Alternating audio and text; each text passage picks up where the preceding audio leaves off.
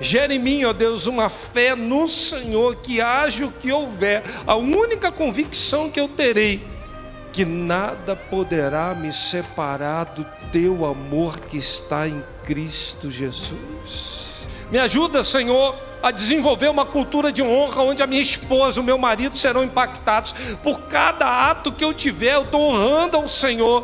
Por cada gesto, ação e atitude, eu quero te honrar em todos os meus caminhos, porque eu tenho plena convicção de que dele, por ele e para ele são todas as coisas.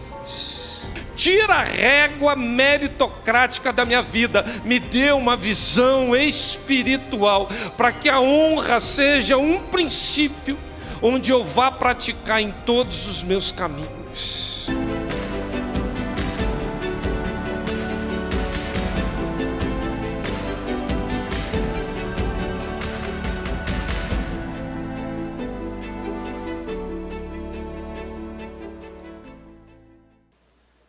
A palavra de Deus nos diz assim: Jesus saiu dali e foi para a sua cidade, acompanhado dos seus discípulos. Chegou o sábado, começou a ensinar na sinagoga, e muitos dos que ouviam ficavam admirados. De onde vem? De onde lhe vêm estas coisas? Perguntavam eles. Que sabedoria é essa que lhe foi dada? E esses milagres que ele faz?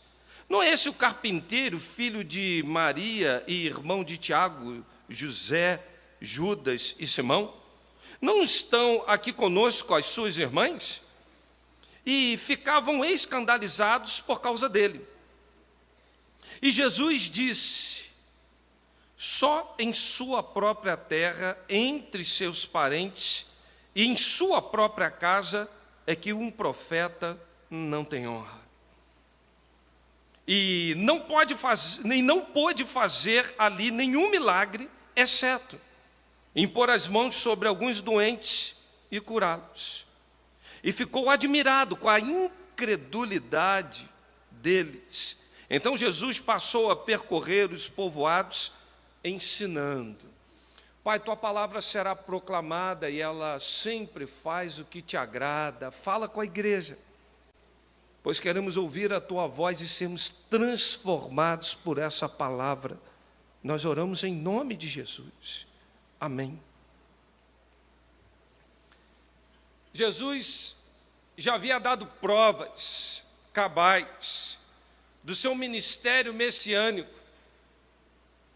As cidades já conheciam e já sabiam acerca da sua divindade, pois muitos milagres e maravilhas ele já vinha operando de tal forma que sua fama já percorria de cidade em cidade, mas me parece que ele volta agora à sua cidade e está nítido a cultura da desonra, pois o próprio Jesus fala: na sua própria terra, entre seus parentes, na sua casa, é que um profeta não tem honra. Nós estamos vivendo, meus irmãos, a cultura da desonra. Aliás, uma coisa que nós não sabemos lidar bem é com essa questão de saber honrar. Quer ver uma coisa? A gente só valoriza o primeiro e não os melhores. Como assim, pastor? Vou exemplificar. Ano passado teve um time que liderou o campeonato brasileiro durante quase todo o campeonato.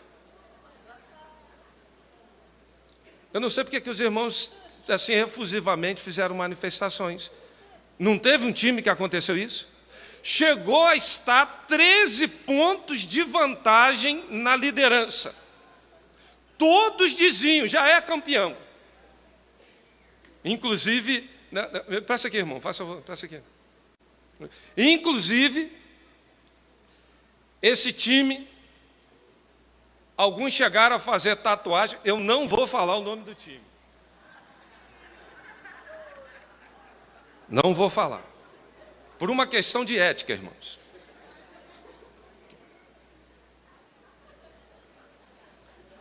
por uma questão de uma larga vantagem, o time despontou, todos diziam, já é campeão. Não tem como perder. Mas me parece que não importa como você larga, mas como você chega. E na reta final, o que aconteceu com o campeonato? O time começou a tomar viradas, e terminou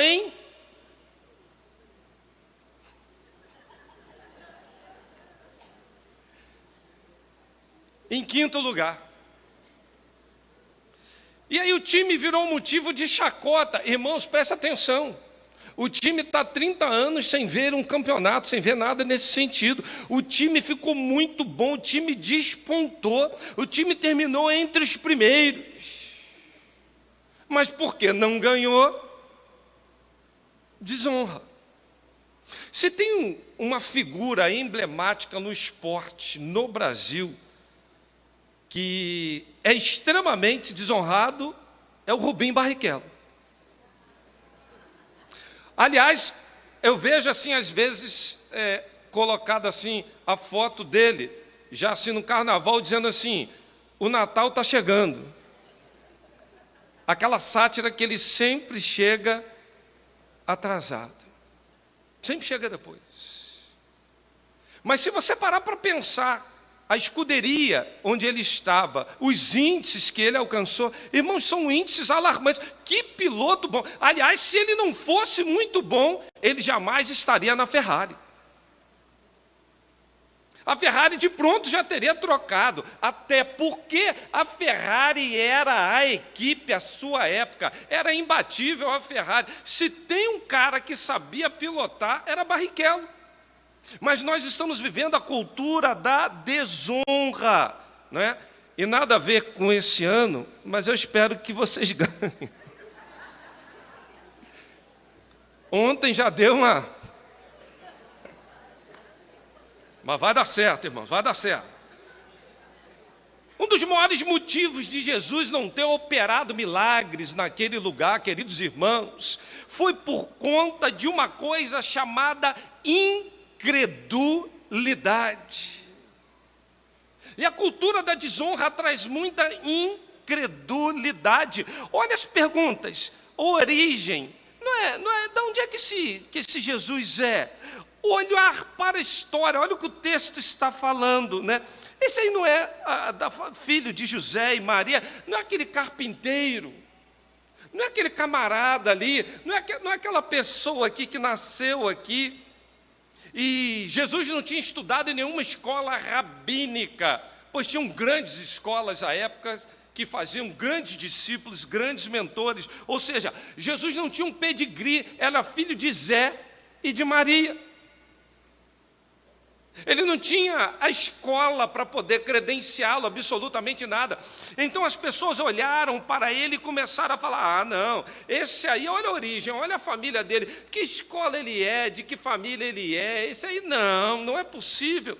Aliás, se você olhar para as Sagradas Escrituras, nem os seus próprios irmãos creram nele. Em João 7, de 5 em diante, os irmãos estavam incentivando Jesus a ir numa festa para ser mais público e notório o que ele era. Mas a Bíblia está falando a cada um de nós que nem os irmãos criam nele. Mas só os irmãos não. A sua cidade não creu nele, é o que está aqui no texto. Nazaré foi o povo mais privilegiado. Jesus conviveu 30 anos absolutamente ali. Mas não creu nele. E os líderes religiosos, além de não crer, ainda perseguiram. Eles ficavam tentando encontrar alguma coisa. Você vai ver categoria de gente que está na sua casa, no seu bairro, na sua cidade, e grandes líderes, ou seja, são camadas 3D de pessoas que não criam nele. Jesus foi até a sinagoga e colocou-se a ensinar. Então ficavam aqueles grandes líderes olhando e falando, mas como é que esse camarada faz isso? Que sabedoria é essa? E eles ficaram então preocupados e olhando e a fama de Jesus começou a se espalhar rapidamente por toda a Galileia. Jesus foi à sinagoga e ensinou.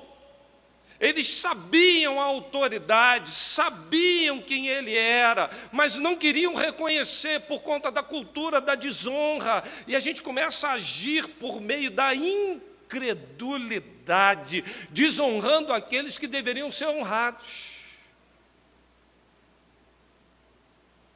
E começa até mesmo dentro da sua própria casa, porque quando Jesus vai para o templo e começa a ensinar, a sua mãe o perdeu. Lembram disso? E se tem um lugar fácil da gente se perder de Jesus, é dentro da igreja. Dentro da igreja, às vezes a gente se acostuma com algumas coisas. A gente não tem a devida mais reverência, a gente se acostuma às vezes com o sagrado, a gente entra numa mesmice, numa rotina, e que na verdade a gente está próximo, a gente convive, mas a gente já perdeu a sensibilidade de quem Ele é. Nós atingimos até alguns objetivos pessoais, profissionais e espirituais, mas tem momentos da nossa vida que a gente vem num culto, e a gente quer um culto bom. O que é culto bom? Um louvor que a gente fala, olha, que louvorzão, que palavra. Mas dentro de nós não tem fé. Não há um exercício de fé para conectar com aquilo que está sendo feito no ambiente exterior. Ou seja, não há uma conexão, nós estamos perdidos, apesar de, por vezes, os nossos objetivos pessoais estarem avançando, parece que a nossa fé está diminuindo, a incredulidade entrando, e a gente vai esfriando com o Senhor dentro da própria casa de Deus. E se tem uma expressão que me chama a atenção no texto, de cabo a rabo, é admiração. Quando Jesus começa a falar, eles ficam admirados. Mas Jesus também fica admirado por conta da incredulidade deles. É a admiração de cá e de lá. Uma positiva, outra negativa. Eles estavam olhando com aquele olhar assim, mas como é que pode esse homem fazer isso? E Jesus olhando e dizendo assim, mas como é que pode esse povo conviver comigo há tanto tempo e não me dar a honra devida? Era uma admiração que a conta não fechava, porque a incredulidade vai gerar dureza do coração. Incredulidade opera contra a fé. Incredulidade te leva a duvidar da soberania de Deus. Incredulidade é o Beelzebu dos pecados. Quem dizia isso? Spurgeon. Incredulidade nos impede de desfrutes. Incredulidade nos leva à desonra. A incredulidade marca a vida dos apóstolos em todo o tempo. É só olhar lá durante a tempestade no barco, Marcos 8, 26. Durante a multiplicação de peixe, Jesus queria só testar. Você vai ver uma enorme incredulidade. Lucas 9, 12. A cura de um jovem possesso, você vai ver a incredulidade dos discípulos, Mateus 17, 20. A figueira sem fruto, incredulidade, Mateus 21, de 21 a 22. Mas a palavra de Deus nos fala que sem fé é impossível fazer o quê? Agradar a Deus. Hebreus vai dizer isso. Se tem uma coisa que Deus exige de cada um de nós, é que a gente se chegue a Ele com fé. O justo vai viver pela fé. Se tem uma coisa paradoxal, esdrúxula, é um crente sem fé. Até a expressão já é paradoxal por si só.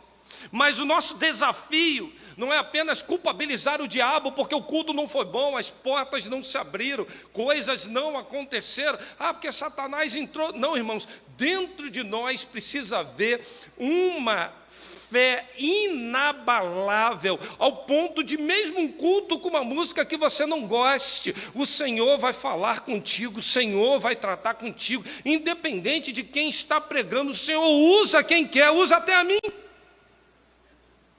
A prova cabal de que Deus usa quem quer. Que eu acho que Deus me chamou para o ministério mais pelos meus defeitos do que pelas minhas virtudes. Pensa num cara que não vai arredar o pé. Pensa num cara que vai dar o sangue. Pensa num cara que está todo mundo dizendo, não vai dar certo. Vai falar assim, vai, eu vou ficar aqui 24 horas, agora eu vou, mas vai sair. Eu acho que Deus me chamou mais por essas coisas do que outras. Agora, quando esse cara está errado, meu irmão, dobra esse cara. Mas se tem uma coisa que eu gosto de exercitar é fé. Às vezes eu ouço alguns falando assim, pastor, o senhor é muito ousado espiritualmente com fé. A gente observa, percebe a direção, depois, irmão, a gente marcha com tudo.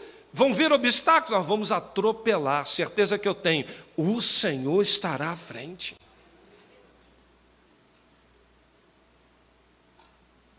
Me lembro quando fizemos a primeira obra aqui na igreja e que a gente tinha que inaugurar isso aqui. E nessa semana eu olhava alguns rostos assim e acendia a lâmpada assim, não vai dar. Não tem como. Pastor, essa aí vamos juntos, vamos caminhar. O Senhor fará, o Senhor vai abençoar. Irmão, se a gente não se movimentar por fé, por que fizemos isso? O Senhor já tinha dado a direção, a gente debaixo de oração. Obstáculos virão inúmeros. Quando tinha aqui 6, 7 empresas trabalhando, o que a gente viu aqui de dificuldade, meu Pai do céu. Quando fomos fazer agora a fachada lá na frente, teve um pedreiro que estava ali, tadinho, chegava 9, 10 horas da noite, eu não sei porque que ele queria me abraçar e me beijar tanto. Deve ser porque do outro lado da rua tinha um negócio branco que ele toda hora tomava um líquido e voltava.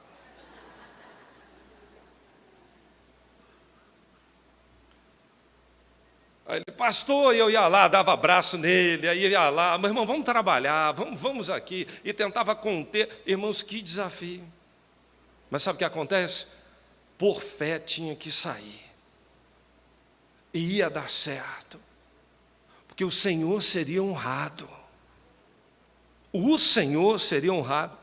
Mas a incredulidade vai fechar portas em relação a milagres. Jesus foi impedido de fazer muito do que ele queria, porque causa incredulidade. Mas espera aí, pastor, Jesus queria e foi impedido? Mas ele não tem todo o poder? Tem, mas ele não vai exercitar um poder e quebrar um princípio que ele mesmo estabeleceu. Então não é uma questão dele não poder, é uma questão dele estar impedido pelo próprio princípio, apesar de querer. Você está acompanhando o raciocínio, irmão? Tem gente que está voando. Ele queria, mas não podia. Ele estava afim, mas não tinha como. Por que não tinha como? Porque o texto vai falar que um coração quebrantado o Senhor não rejeita, mas o coração desse povo era endurecido pela incredulidade. A maioria das vezes que Jesus operou maravilhas foi em resposta a uma grande fé. Maravilhas aconteceram, até porque onde há fé, aonde há uma resposta de honra, o Senhor se manifesta de maneira poderosa. Mas a segunda questão, e eu quero começar a caminhar para concluir, é a desonra generalizada.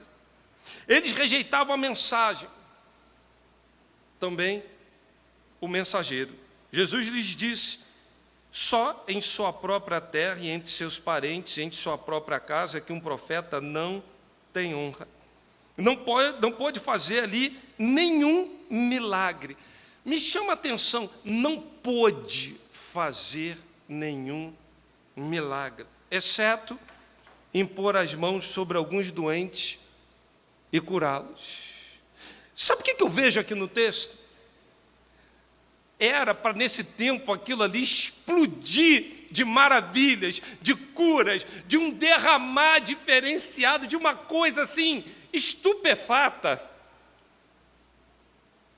Mas me parece que foi uma migalhinha. Aqui. Exceto impor as mãos sobre alguns doentes e curá-los.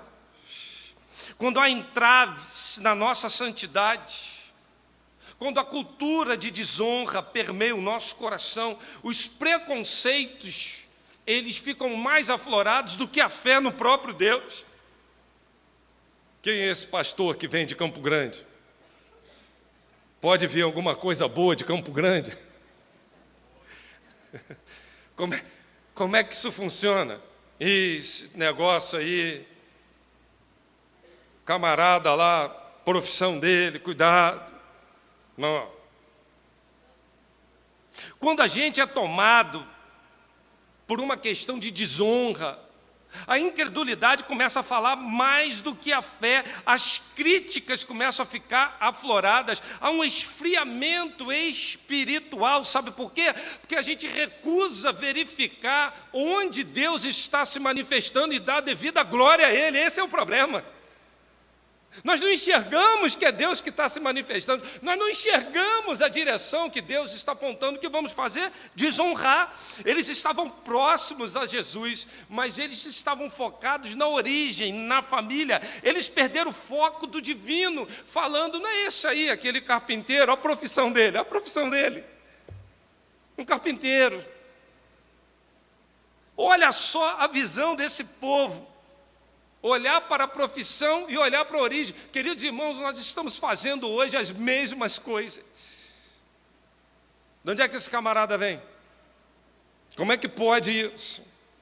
Esse que estava aí no pecado, hoje a vida dele, isso tudo. Ah, irmão, nós ficamos incrédulos, a gente não honra, nós ficamos desfocados, até porque se tem uma coisa que a gente se perde é dentro da igreja, na convivência com os santos, quando nós nos acostumamos com o sagrado. Tudo vive um mecanicismo automático. Relaxamos na santidade, produzimos sim desprezo e falta de reverência. A rotina produz mesmice, comodismo, senso de domínio e, sobretudo, falta de temor, relaxamento e depreciação na pessoa do próprio Deus. Reconhecer quem Ele é, dar glória ao seu nome, honrá-lo em todos os nossos caminhos, esse deve ser o padrão, a essência do nosso existir. Agora, quando ficamos perguntando de onde vêm essas coisas, que sabedoria é essa que lhe foi dada? Por que faz maravilhas? Por quê? A cabeça está cheia de dúvidas, a alma está vazia de convicções, mas está cheia de críticas e questionamentos enormes, ou seja, tem gente que critica tudo, chega aqui, o ar está gelado, está criticando, a luz não está boa, está criticando, porque aconteceu isso, a tela apagou, está criticando, porque aqui, aí está criticando. Irmão, você está perdendo o foco do espiritual. O pastor está pregando muito, o pastor está pregando pouco. Então, uma coisa que o pastor nunca faz é agradar a todos. Nem estou aqui para isso. Pastor, se começa a falar um pouco mais alto, grita muito, se começa a falar mais baixo, olha como é que é lento, está todo mundo dormindo. Tem jeito. A cultura da desonra vai nos fazer perder tempo e oportunidades. Por isso que Jesus não permaneceu nessa cidade, ele já saiu. Aliás, a Bíblia fala, se tu entrar numa cidade, está pregando, proclamando o evangelho, as pessoas não querem ouvir, não estão te dando a honra, o que você tem que fazer? E parte. Eu fico perplexo diante de estratégias evangelísticas onde as pessoas não querem, e a gente está insistindo. Quando olho para a história do maior pregador, o maior gentio, que teve o maior índice de sucesso até hoje relatado, 100% da cidade se converte. Quem foi esse? Jonas. 100% de aproveitamento. Mas ele não queria ir, porque ele ia falar uma palavra que era dura, mas que ia gerar arrependimento. Ele não queria ir. Ele estava correndo daquilo ali. Olha que coisa impressionante, irmão, sabe por quê? Ele estava com medo de ser desonrado na sua palavra, mas o maior temor que ele deveria ter é de desonrar ao Senhor num princípio, naquilo que ele deveria fazer. Jesus deixou Nazaré pela segunda vez e não há registros de sua volta. Nós não sabemos, queridos irmãos, quantas oportunidades teremos, até quando o Senhor vai ter misericórdia de cada um de nós. E nós precisamos praticar a honra, honrando ao Senhor, honrando o matrimônio, honrando uma família, honrando uns aos outros, honrando até mesmo uma pessoa necessitada. Mateus 10:40 fala: quem recebe vocês, recebe e quem a mim recebe, recebe aquele que me enviou. No final das contas, quem recebe a cada um de nós está recebendo o próprio Deus. Quando temos a compreensão das lentes espirituais, e eu louvo a Deus por essa igreja, irmãos. Eu voltei de viagem, teve dias de eu sair daqui com bolsa aqui de uma comidinha especial, um bolo especial. Ontem eu já recebi uma foto que na minha geladeira, ao sair daqui, tem uma coisa muito especial me esperando. E isso me toca, porque eu vejo carinho e demonstração do poder de Deus. E sabe por que isso me toca? Porque a honra diz respeito não a quem recebe, a quem pratica. Eu vou repetir isso. Honra diz respeito não a quem recebe, a quem pratica. Porque na hora de praticar, nós temos um sistema meritocrático. Não merece. E você merece o quê? Não vou dar não, porque não merece. Por isso que o profeta não tem honra na sua própria casa. E eu quero agradecer a Deus a visão da igreja e a minha igreja por toda a honra, todo o cuidado que tem tido com a família pastoral. Eu não me canso de agradecer pela vida de cada um de vocês, sinceramente falando. Porque quem está me recebendo, está recebendo ao Senhor. Às vezes eu entro em algumas casas e eu fico até constrangido. Pastor, está aqui um bolinho, está aqui um negócio. Tá aqui. Eu não gosto nem de avisar quando eu vou, irmãos, que a pessoa já entra assim É melhor chegar de surpresa. Mas eu percebo a honra. Meus olhos se enchem de lágrimas e eu falo: Senhor, essa honra é para a glória do Teu nome. Nós, no final das contas, seremos recompensados por toda ação honrosa. E Jesus, esse mediador, Jesus, esse que se interpõe, Ele quer mudar a tua visão hoje no princípio de honra. Porque teve pessoas na minha vida que, se eu fosse olhar para o mérito, eu jamais praticaria honra. Mas quando eu olho para eles, eu não os vejo em desonra, eu os vejo com a lente de Cristo, porque eu tenho um mediador, e esse mediador ele se interpõe sobre tudo e sobre todos. Não diz respeito somente à minha relação com o Pai. Você não está entendendo o que eu estou falando. Eu vou repetir aqui, vou tentar esclarecer. O mediador que eu tenho não diz respeito somente à minha vida com o Pai. O mediador que eu tenho, a lente de Cristo, me faz te olhar de uma maneira diferente. Nós só vamos conseguir socorrer o necessitado quando a mediação do sangue do Cordeiro estiver sobre os nossos olhos. Você vai olhar com compaixão. Começou a entender, né? Quando você olhar para o outro e falar: eu quero te honrar. E tem uma família aqui na igreja que eu acho interessante, que ele falou assim: pastor, eu te olhei, discordei, fiz um monte de coisa, e quando eu for orar, Deus falou, você vai honrá-lo. E todas as vezes que eles viajam, e viajam bastante, eles sempre trazem algo para me honrar. Eles descobriram até o perfume que eu usava. Pastor, o que o senhor está querendo dizer aqui? A honra é só o Senhor? Não. Nós devemos honrar chefes superiores. A Bíblia fala para você honrar um senhor seu, mesmo sendo mau, perverso. Que mérito tem?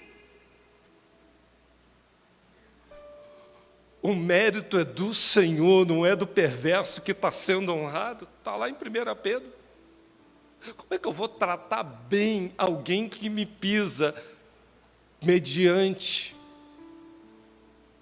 o nosso intercessor com a lente de Cristo? Nós somos capazes. Se não tiver um mediador, você não consegue. Você vai arrumar um jeito de não fazer. Quando a gente lança uma campanha na igreja, você vai ter 1000 motivos. Não concordo com a campanha, não. Ah, isso aqui para mim não é prioridade, não. Ah, eu dou meu dízimo, eu faço isso aqui onde eu quiser. Sabe o que você está fazendo? Desonrando ao Senhor.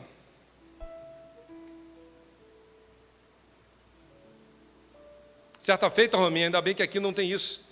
Mas eu vi uma vez numa igreja que a pessoa fala: a administração não vai me dar recurso para isso aqui. Não, tá bom, eu vou comprar do meu bolso, depois tiro do dízimo. Aqui não tem isso. Você não sabe a desonra que você está trazendo à sua própria vida. O dízimo é do Senhor. Agora há um princípio, Romanos 13, para você interceder, para você rogar por aqueles que estão investidos de autoridade, de honrá-los. Honre ao rei. E eu confesso, irmãos, que às vezes eu vejo alguns governantes que para orar a voz embarga. Mas a Bíblia fala, ore por eles. E eu queria ter a oportunidade de honrá-los. Eu não estou querendo dizer de fazer um motivo de chacota, como alguns já fizeram por aí, falando coisas indevidas e por aí vai, pedindo perdão. Não é isso não. Não é isso não.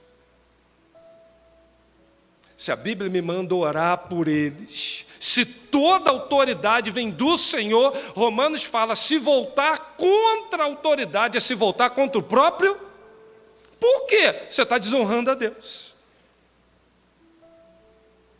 Eu não tenho que concordar com tudo, queridos, mas eu não tenho que andar em desonra, é bem diferente. Todos devem se sujeitar às autoridades, porque não tem autoridade que não venha do... É isso. É exatamente assim. Eu acho curioso a Bíblia quando fala do primeiro mandamento com promessa. O primeiro mandamento com promessa é o quê? Honra. Aí você vai nos 10 mandamentos. O quinto que trata de uma relação de paridade. Antes de falar não roubarás, não matarás, não andarás, está falando de honra. Você sabe por quê?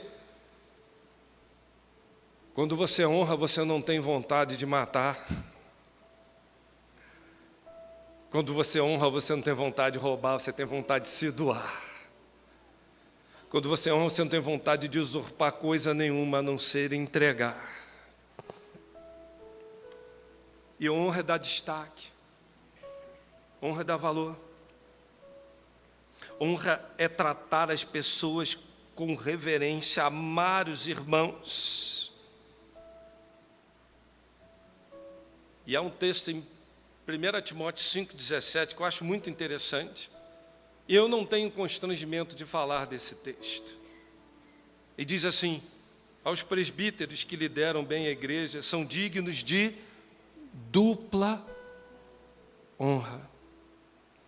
Especialmente aqueles cujo trabalho é a pregação da palavra, ensino. Pastor, o que o senhor está querendo dizer? Que a gente tem que aumentar o seu salário? Só quem não me conhece diria isso da minha pessoa. Quem começa a conviver mais um pouquinho comigo, Rominho está até rindo aqui. O Ricardo também. Por que eu me sinto à vontade para falar disso? Porque a honra não diz respeito a mim e a você. Quando você não trata com a devida honra, as coisas na sua vida estão paralisadas. Quando você não dar a honra devida, você não vai conseguir abrir chaves espirituais. Quando você não percebe que o tratar o cônjuge com a devida honra, você está honrando o Senhor, você vai ficar olhando e falando assim, não me trata bem, viu que palavra dura?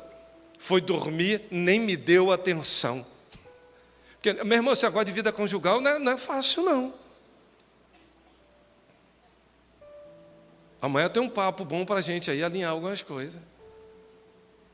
Tem hora que, não, sinceramente, tem momentos que você olha e fala assim, não é possível. É ou não é verdade, irmãos? Não, esse troço aqui está muito estreito. Mas é honrar ao Senhor. Na hora que você vai preparar uma comida para a tua família, irmãos, eu tenho tanto prazer em tentar fazer uma comida boa, botar o pessoal na mesa. Eu amo fazer isso. Você sabe por quê? Eu estou honrando a Deus. Eu estou honrando ao Senhor. Eu não gosto de comer nem essas comidas industrializadas, essas coisas. Eu gosto de uma coisinha caseira, bem feitinho. Você vê amor, afeto. Irmão, o sabor é diferente, o tempero, o gosto é diferente. Mas na hora de lavar a louça, irmão, lave a louça também. Está igual o texto de Heresias 5,17, né? As misericórdias se renovam a cada manhã, mas a louça na pia também.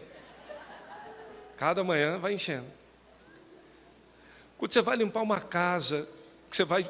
não é possível, de novo eu estou aqui fazendo isso. De novo eu tenho que fazer. O outro foi lá e bagunçou o tapete, deixou tudo molhado, fez isso e aquilo. Misericórdia, pai. Eu estou casado há 40, 50 anos ouvindo a mesma história. E vai ser assim até que a morte os separe. Mas sabe o que eu acho legal? É quando você arruma o tapete para honrar o Senhor. É quando você lava a louça para honrar ao Senhor.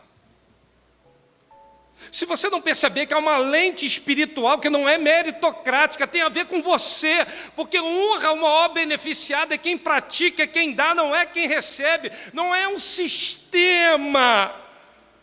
É um princípio espiritual, não há hierarquia de mérito, há um poder celestial. Isso é honra. E aí tem gente que na obra de Deus não consegue enxergar isso, sabe por quê? Ele vai para a comparação. Por que o pastor deu recurso aqui e não deu aqui para o meu ministério? Por que aqui é assim, aqui é assado? Por que não tem espaço aqui, não tem acolá? Aliás, quando o filho está bonito, meu irmão, todo mundo vem se pendurar. Quando se trata de esforço, trabalhar, parece que é o estouro da boiada. Eu vivi isso anos em encontro de casais. Na reunião de avaliação, vem todo mundo lindo, todo mundo chora. No domingo, quando acaba o encontro, que é para botar tudo no devido lugar, guardado e limpo, todo mundo tem compromisso e vai embora. Tem que pegar meu filho. Sabe como é que é, né? Porque eu tenho que lavo o pratinho lá, guardo e falo, estou honrando ao Senhor. Guarde tudo e falo, meu serviço só termina quando tiver tudo no lugar. Estou honrando a Deus. E aí começa a vitimização, competição, sabe por quê? Essa história foi de Caim e de Abel. Abel deu uma oferta que tocou o coração do Senhor, honrou o Senhor, deu das primícias. Caim não. Ele deu no final, deu da sobra. E qual é a atitude de Caim? Vou matar o meu irmão. E tem muita gente querendo matar o pastor. Matar o irmão. Quando não percebe que você precisa honrar a Deus com as suas primícias. Irmão, eu e Márcia, nós exercitamos ministério fazendo eventos de grande porte todo mês, sem um recurso da igreja. E a gente ainda semeava em vidas e outros ministérios. Por quê? Estávamos honrando ao Senhor. Se a palavra fala, eu honro os que me honram, esse princípio espiritual precisa permear a tua vida ao ponto de você não perder a sensibilidade em momentos que você precisa e deve honrar. Porque ficar vitimizando, estou saindo da igreja porque o outro não quis, porque lá não me deram atenção, eu fui lá, irmão, o dia que eu precisar de atenção da igreja, disso ou daquilo, coitado da minha vida, o que eu preciso é estar alinhado com o Senhor, Ele é que supre todas as minhas necessidades, eu serei satisfeito, eu terei paz, eu vou viver em abundância, eu não dependo de ninguém, eu dependo do Senhor. E quando eu ando em honra com Ele, eu atraio honra, porque Ele diz, eu honro os que me honram. Quem vê a mim, vê ao Pai. E aí, esses discípulos não tinham entendido muito bem isso não. Eles ficavam falando assim, Ele vai assumir o reinado. Quem vai ser ministro de quê? Aí vem a mãe de dois deles e fala assim, Jesus, lembra dos meninos, os garotos são bons. Quando tu entrar no teu reino aí, uma vaguinha para não esquece deles não. Jesus olha, se soubesse qual é o meu reinado que está me esperando já no momento seguinte, que é a cruz, vai ter um bandido à direita e o outro à esquerda.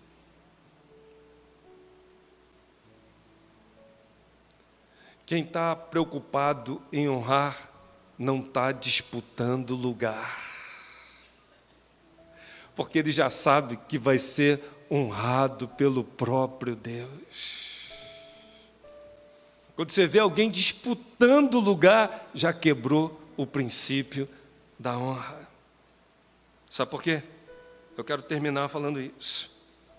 O maior no reino não é quem recebe. O maior no reino é quem serve. Cadeira pastoral não é posição, é serviço. Em verdade vos digo, que se um grão de trigo cair em terra, ele deve morrer, para ficar só. E se morre, produz muito fruto.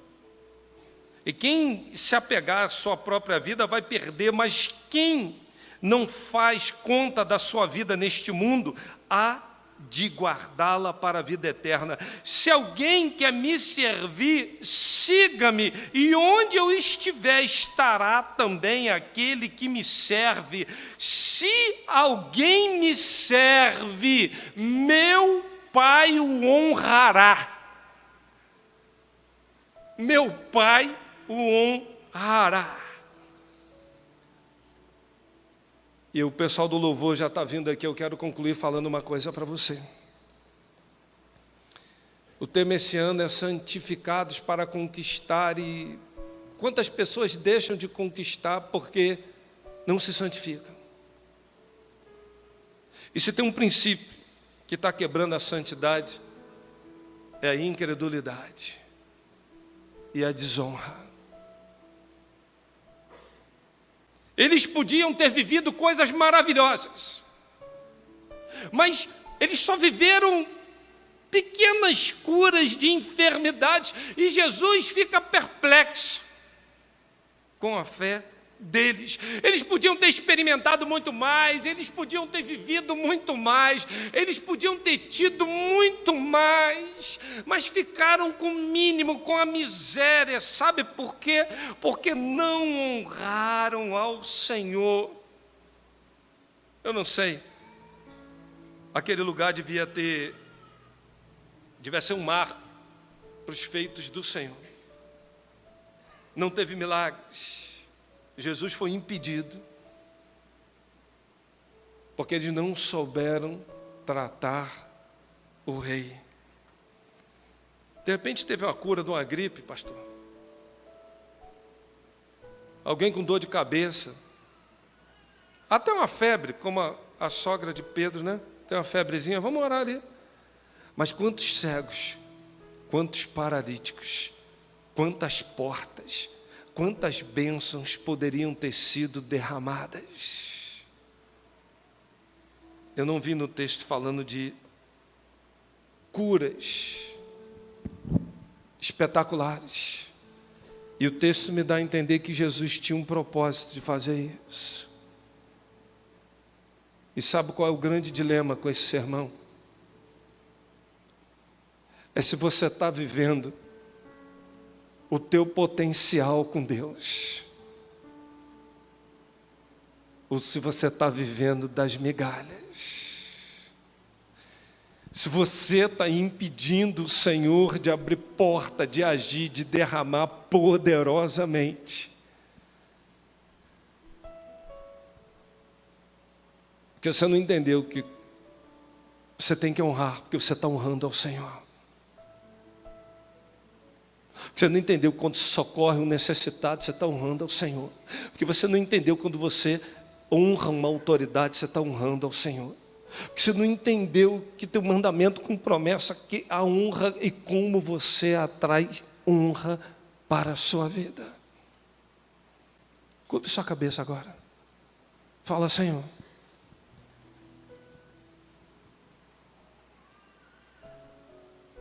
Eu quero viver o teu potencial. Eu não quero ser impedimento por teu mover sobre a minha vida. Tira do meu coração a incredulidade.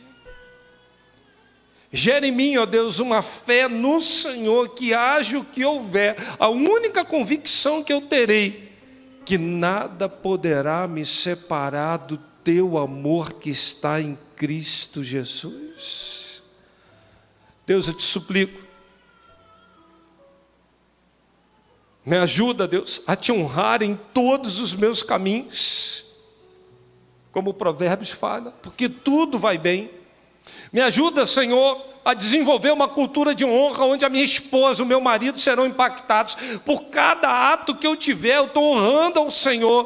Por cada gesto, ação e atitude, eu quero te honrar em todos os meus caminhos, porque eu tenho plena convicção de que dele, por ele e para ele são todas as coisas.